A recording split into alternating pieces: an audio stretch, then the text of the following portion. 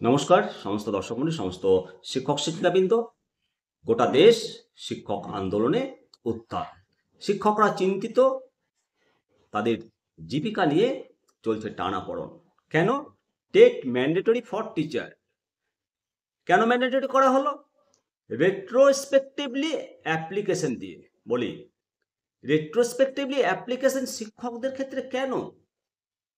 এটা কি সঠিক?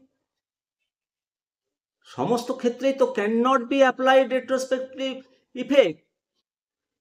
সম্প্রতি এটা জাজমেন্ট দেখতে পেলাম, সম্পত্তির উত্তরাধিকারী সংক্রান্ত জাজমেন্ট।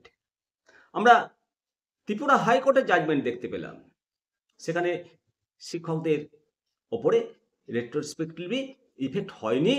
সেই জাজমেন্ট সুপ্রিম কোর্টে পিল করেছে রাজ্য সরকার এবং 1 সেপ্টেম্বর 2025 রায় কার্যকর করার জন্য অ্যাপ্লিকেশন করেছে।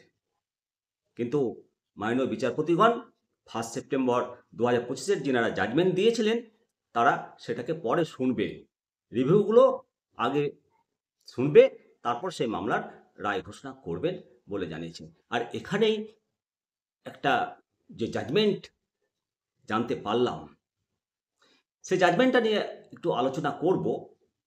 পুরো জাজমেন্টটা একটু শুনবেন। যদিও এই জাজমেন্টটা সম্পত্তির উত্তরাধিকার সংক্রান্ত, বাবার সম্পত্তিতে মেয়েদের অধিকার নেই। উত্তরাধিকার মামলায় ঐতিহাসিক রায় দিয়েছে। তো এই ঐতিহাসিক রায়টা মেয়েদের সম্পত্তিতে অধিকার সংক্রান্ত ছত্তিশগড় হাইকোর্টের রায়। আদালত স্পষ্টভাবে জানিয়েছে যে যদি সম্পত্তির উত্তরাধিকার 1956 সালের আগে শুরু হয়ে থাকে এবং সম্পত্তির মালিকের মৃত্যু যদি 1956 সালের আগে হয়ে থাকে, সেক্ষেত্রে কন্যারা সেই সম্পত্তির উত্তরাধিকারী হতে পারবে না। এই রায়টা বহু পুরানো মামলার ক্ষেত্রে একটা গুরুত্বপূর্ণ দিক নির্দেশ করছে। আমার মনে হয়, যদিও টেট মামলার সঙ্গে এটা সম্পর্কিত হবে কিনা জানি না, তবে এখানেও রেট্রোস্পেক্টিভলি ইফেক্টের কথা বলা হয়েছে। আদালত পর্যবেক্ষণ করেছেন যে 1956 সালে হিন্দু উত্তরাধিকার আইন, হিন্দু সাকসেশন অ্যাক্ট কার্যকর হওয়ার আগে ভারতে উত্তরাধিকার সংক্রান্ত বিষয়গুলো মূলত মিতাক্ষর ল দ্বারা নিয়ন্ত্রিত হতো।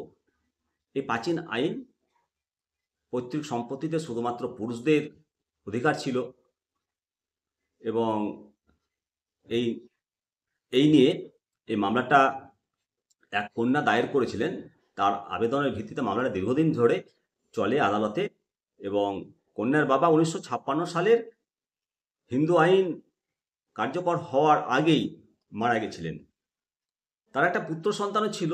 তৎকালীন সময়ে প্রচলিত যে মিতাক্ষর আইন অনুসারে পুত্র সন্তান উপস্থিত থাকায় পৈতৃক সম্পত্তির উত্তরাধিকার শুধুমাত্র তার দিকেই বর্তায়। এই যুক্তিতে নিম্ন আদালতগুলো কন্যার দাবিকে খারিজ করে দিয়েছিল। পরবর্তীকালে কন্যা হাইকোর্টে কেস করেন। হাইকোর্টও নিম্ন আদালতের রায়কে বহাল রেখেছে এবং উচ্চ আদালত তার রায়ে পরিষ্কার করেছে যে 1956 সালের আগে হয়েছিল সেই সেই সময় যে আইনটি ছিল সেই আইনটি প্রযোজ্য হবে। এবং এই রায়টা সমস্ত মামলার জন্য একটা অত্যন্ত তাৎপর্যপূর্ণ। আমাদের টেট মামলার ক্ষেত্রেও এই মামলাটা গুরুত্বপূর্ণ হতে পারে। এখানে আদালত বলেছে, স্পষ্ট করেছে, যেহেতু 1956 সালের ক্ষেত্রে can not be applied retrospectively, এবং আদালত বলেছে যে পূর্ববর্তী ঘটনার ক্ষেত্রে রেট্রোস্পেক্টিভলি প্রয়োগ করা যায় না। তাহলে ত্রিপুরা হাইকোর্টও পূর্ববর্তী ঘটনার সঙ্গে রেট্রোস্পেক্টিভলি প্রয়োগ করেনি। তাহলে 1 সেপ্টেম্বর 2025 আরটিআই অ্যাক্ট 2009 চালু হওয়ার পূর্বের শিক্ষকদের প্রতি কেন অ্যাপ্লাই করলো? এখানে একটা বড় কোশ্চেন। আর এই কোশ্চেনের সমাধান হয়তো রিভিউ পিটিশনে হবে, আর না হলে রিট পিটিশন যেগুলো হয়েছে সেগুলোতে হবে, আর না হলে সংসদের শীতকালীন অধিবেশনে সংশোধন করতে হবে। না হলে আইন তো সবার জন্য সর্বক্ষেত্রে সমান।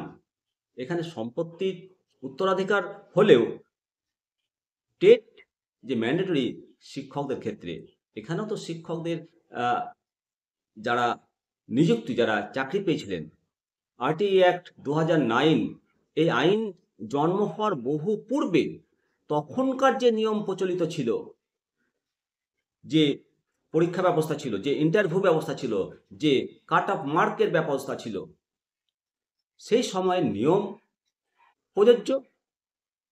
কেন তাহলে এখন নতুন করে আরটিই অ্যাক্ট 2017 যে সংশোধন করলো সেটাকে জোর করে চাপিয়ে দেওয়া হচ্ছে? এটা হতে পারে না। আর এটা হতে পারে না বলেই টেট নিয়ে সারা দেশে বিক্ষোভের ডাক দেওয়া হয়েছে। সুপ্রিম কোর্টের রায়ের বিরুদ্ধে দিল্লিতে ব্যাপক জমায়েতের প্রস্তুতি শুরু হয়েছে এবং পশ্চিমবঙ্গ থেকে এর প্রস্তুতি তুঙ্গে চলছে। সারা দেশে শিক্ষক সমাজ ক্রমশ আন্দোলনমুখী হয়ে উঠছে এবং সুপ্রিম কোর্টের রায়ের জেরে 2011 সালের আগে নিযুক্ত শিক্ষকদের টেট দেওয়ার নির্দেশ দেওয়া হয়েছে। এর ফলে লক্ষ লক্ষ শিক্ষক শিক্ষিকা ক্ষতিগ্রস্ত হচ্ছেন। এই পরিস্থিতি মোকাবিলা করতে, সরকারের দৃষ্টি আকর্ষণ করতে দেশব্যাপী বড় সড় আন্দোলনের প্রস্তুতি নেওয়া হচ্ছে এবং পশ্চিমবঙ্গ থেকে এই শিক্ষক আন্দোলনে যোগ দেওয়ার জন্য জোর কদমে প্রস্তুতি নেওয়া হচ্ছে। সারা দেশে শিক্ষকদের এক ছাতার তলায় আনতে সদ্য গঠিত হয়েছে এফটিআই সংগঠনের পক্ষ থেকে দিল্লিতে বিশাল এবং শান্তিপূর্ণ বিক্ষোভ সমাবেশের ডাক দেওয়া হয়েছে। আন্দোলনের জন্য 24শে নভেম্বর 2025 তারিখ নির্ধারণ করা হয়েছে। এর পরের দিন অর্থাৎ 25শে নভেম্বর একটা বড় সমাবেশ হবে বলে জানা গেছে। এই প্রতিবাদ কর্মসূচির জন্য দিল্লির ঐতিহাসিক রামলীলা ময়দানকে বেছে নেওয়া হয়েছে। এই আন্দোলনের মূল লক্ষ্য হলো দেশের মাননীয় প্রধানমন্ত্রীর কাছে শিক্ষকদের দুর্দশার কথা পৌঁছে দেওয়া। আন্দোলনকারীদের দাবি, সুপ্রিম কোর্টের রায়ের ফলে দেশ জুড়ে অগণিত শিক্ষক শিক্ষিকার কর্মজীবন অনিশ্চিত হয়ে পড়েছে। এই রায়ের পুনর্মূল্যায়ন বা আইন সংশোধনের মাধ্যমে এর থেকে মুক্তি চান সমগ্র ভারতবর্ষের শিক্ষক সমাজ। শিক্ষকদের এই সর্বভারতীয় মঞ্চ এফটিআই মোট 9টি রাজ্যের শিক্ষক সংগঠনকে নিয়ে তৈরি হয়েছে। এবার পশ্চিমবঙ্গ যোগ দেবে। ভালো থাকবেন অবশ্যই। আপনাদের মতামত কমেন্ট সেকশনে করবেন এবং যে সম্পত্তির উত্তরাধিকার আইনে রেট্রোস্পেক্টিভলি ইফেক্টের কথা বললাম, অবশ্যই আপনাদের সুচিন্তিত মতামত শেয়ার করবেন। ভালো থাকুন। জয় হিন্দ, জয় ভারত, জয় শিক্ষক।